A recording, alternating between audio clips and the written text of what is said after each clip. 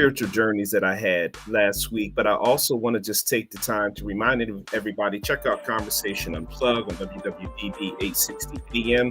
In the city of brotherly love and sisterly affection, will be broadcasting tomorrow at 1 p.m. with my co-host, Reverend Robert Johnson and Reverend Dr. Larry Waltower. So I want to just take you on just a spiritual journey of something that occurred last week. And I want to use this as encouragement. I know I haven't been doing encouragement Wednesdays for the past couple of months. And so let me just really just get into just the heart of the detail. What is I want to discuss with you today. Normally I only do 2 to 3 minutes, but just for the day, I'll probably be about maybe 10, no more than 12 minutes. So last week I was blessed to attend the MMBB pastors cohort. And I was able to fly to Houston, Texas last week. And so flying to Houston, Texas, one thing I liked about this particular conference that I was able to attend, they did not load it. They really wanted pastors to have some free time. So this one particular morning, I've gotten away from not the discipline of prayer, but I've gotten away from the discipline of meditation. And so on my meditative journey, that brings me to the subject today, how to rekindle your spiritual flame. So through my training in meditation and things like that, praise be to God, in early 1990, I'm a former pastor, Bishop Heber and Brown for Shiloh Baptist Church at Edgemere. In our immediate discipleship class, that's one of the disciplines that he taught us was meditation. So I have a meditation app. I'm setting the stage now. I have a meditation app that I engage in. And so I like to meditate off of Asian music, Tibet music, etc. It's just things that I like to do. And so in this meditative journey, I heard the Lord say to me, I have this, various music. So there's this one I put on wind, and then I put on, the bonfire, like, a fire that burns, like if you're toasting marshmallows or you're having a bonfire. And then I would layer that sound, that environmental sound, with something smooth, like an Asian song that would just help me in the mood of meditation. And so as I'm getting ready to select one of my, the meditative music and everything, the Lord said something to me very unique. And what the Lord said to me was, he said, don't play the music, just focus on the fire. And so that kind of threw me off because I love music. I love meditating the music. And, I just was obedient. So now I'm sitting there in my meditative mode, and it was a struggle in the first 2 to 3 minutes. And then I just kept hearing him say, focus on the fire, focus on the flame. So as I'm focusing on the fire and as I'm focusing on the flame, now I'm hearing God's voice minister to me while I'm meditating. So now I'm focusing on that flame. I'm focusing on that fire. And I heard the Lord say to me, you lost your flame. And I was like, wow, he's absolutely correct. You lost your flame. And then he said something else to me in that meditative moment. He said, you've been consumed by the wrong fire. Whoa. So I'm there in my meditative mode. And I heard the Lord say to me, you lost your flame. You've been consumed by the wrong fire. And at that point, I understood why God said to me, focus on the flame. So what many of you don't know, if I've been in an emotional funk since the election. And many don't know it. The virtual platform is not the space really to discuss all in your personal life. But there's been some very interesting journeys that I've been taking since January 2025 that put me into a flameless funk. I'll be very candid with you. So let me start this part I can share, and then other parts I won't share. The election took a lot out of me. For those who don't know, I'm passionate for social justice. I was a consultant with the Pennsylvania Democratic Party. Was thought to be brought on by the Harris campaign in Pennsylvania. That didn't happen.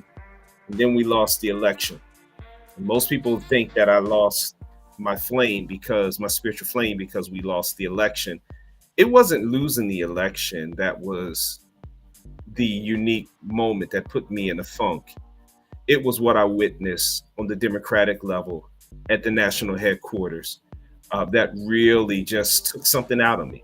I'm not going to lie to you. It took something out of me. Um, it's just the lack of investment in African American faith communities. How many of us, including myself, we got shafted over contracts. And don't get me wrong, we're not in it for the money. These are sincere folks that's not trying to milk the Democratic Party out of money to pad our pockets. But I was looking to employ people throughout the state. I was looking to really make a difference, someone who really care, someone who has an impact. And then to be encouraged to put in a proposal. First proposal was actually 7 digits, yes, 7 digits. And then I was told to reduce it to 6 digits, where 20% of that particular, 20%, excuse me, 20% of that budget and those digit figures would have went to administrative costs, but I would have been able to employ folks throughout the state who really cared, who wanted to make a difference, etc. And then to bring somebody else in out of state who's not African American, and then that person tells me that the crux of the money that they got comes from my clergy list, and so he wants me to turn over names to help him with the contract that he got, which was over 250,000. And so I saw lack of investment in African American podcasts, radio, etc. I just saw a deliberate effort to exclude people of color from contracts. I saw a deliberate effort not to take the Black faith community serious. I saw a deliberate effort to go to pastors who they believe had prestige and prominence, who had over a certain amount of members, and I don't hate on that, but yet the ones who were effective that may have 200 or less, 100 or less, etc., there was no outreach in that regards. So I went into a spiritual funk. And so there's another, lessons here, not to put all my baskets all my eggs in a basket. And then there's another spiritual funk I went into. I went in the hospital back in January, and high blood pressure and things like that. And then there were some other challenges that I was confronting. And then I noticed that, as a friend, I tend to give people calls just to see how they're doing. And then I just said, let me just step back. You're always pouring out people that you were close to. You're always checking to see how you doing, how they doing, et cetera, et cetera. How about you just pull back and see how many calls you get from people you've always checked on, or people you thought was your ride and die, and so on and so forth. And the calls was minimum, none, even as we speak. And I don't say that with vitriol or anything like that. I mean, it's just a reality. You know what I mean? Some people, and I'll talk about this at another day and another time, some people are not contributors. They're just consumers. And so that really had a really impact on me. So, and then there are gatekeepers who think that you ain't good enough, so they won't open gates of opportunity. So I just kind of just stepped back, and I just like, what, let me just went into a flameless funk. I want to give shout out to my moderator, Reverend Dr. Eric Good, because the Lord just called him right before not called him. The Lord laid on his heart to call me about a week or so before I went to Houston. One, he says, I want to check to see how you're doing. Doc, we haven't been seeing you. He says, yo, we need your leadership. We need to see your face. And I took that wholeheartedly, because what he didn't know, well, I believe he knew, not personally, but the Lord just laid on his spirit to give me that call. I believe that the Lord was ministering to me through him to let me know, don't stay into that flameless funk. And so now I'm meditating, and the Lord shared with me, you lost your flame. You've been consumed by the wrong fire. The fire of anger, for some things that happened. The fire of just withdrawing, the fire of somebody else's mess, the fire of somebody else's thought process, consumed by the wrong fire. So how many of us have done the same thing? So in closing out, I'm here to tell you that now I'm back on my spiritual journey. Not that I ever left my spiritual journey, but I'm here to rekindle the spiritual flame that I let get extinguished. I am the direct responsibility or directly responsible for the flame being extinguished. Nobody, please understand, nobody can extinguish your flame but you. Nobody can get consumed by the wrong fire but you. And so I'm not going to put the blame on the circumstances or the challenges that I have encountered. And it's been interesting, challenges that I've encountered in 2025. I'm not going to put any blame on anybody but me, because when you make the decision to extinguish the flame that God put inside of you, there's nobody to blame but you. So let me close out by saying this. She says, wow, you've gone through a lot. Yeah, I have.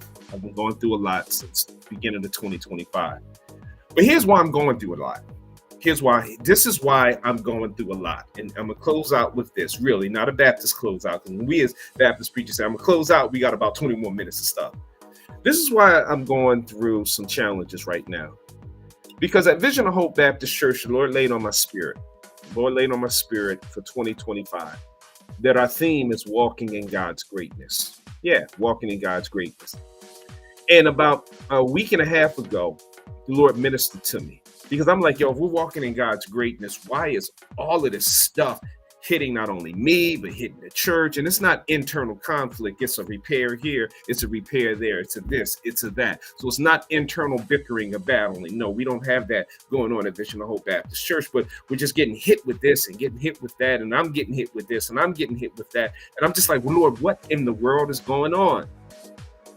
And God's revelation came in. This is why I'm going through what I'm going through. As the Lord ministered to me and said, when you're walking and pursuing God's greatness, you have to get through the trials. You got it? You got to get through the trials. You can't get to greatness unless you go through challenges. You can't get to greatness unless you go through the valley of despair. You can't get to greatness unless you go through the fiery furnace and the lion's den. So don't get consumed by the challenges don't get consumed by the fire of challenges. Allow God's fire to continue to ignite in you, to continue to pursue forward. Because when you are determined to burn, regardless of the circumstance, you will not allow your spiritual flame to go into a flameless process. So how do you rekindle your flame? Go back to your foundation and focus on God. Go back to your foundation and focus on the mission that God has set out for you to do. Go back and don't get concerned with who's walking with you or who walked away from you, because people are only in your life for a season. That's all they are. That's what my wife taught me in the early stage of my marriage, that people are only in your life for a season. And so, yeah, I've had some friends that I thought was friends that, they're those who are really tied up. So I'm not talking about the ones who are tied up, the ones who are busy. But no, I really thought I had some down home pastoral collegial friends. And maybe they're just caught up, or maybe they just wasn't as close to me as I thought. But I tell you, the one friend who's never left my side, and that's Jesus. He said, I will never leave you and I will never forsake you. And that's the one who spoke to me when I was in Houston, Texas, meditating. And he said, you lost your flame. Rekindle your fire. Don't get consumed by the wrong fire. Let God's fire burn in you. And Jeremiah said it best. It was like fire when he wanted to give up. It was like fire shut up in my bones. Reverend Ernest McCowan used to preach that a lot, or used to say that a lot in his sermons. Anytime you felt like quitting, it's like fire shut up in my bones. Shout out to Reverend Ernest McCowan, Second Baptist Church in Chapel Hill, North Carolina.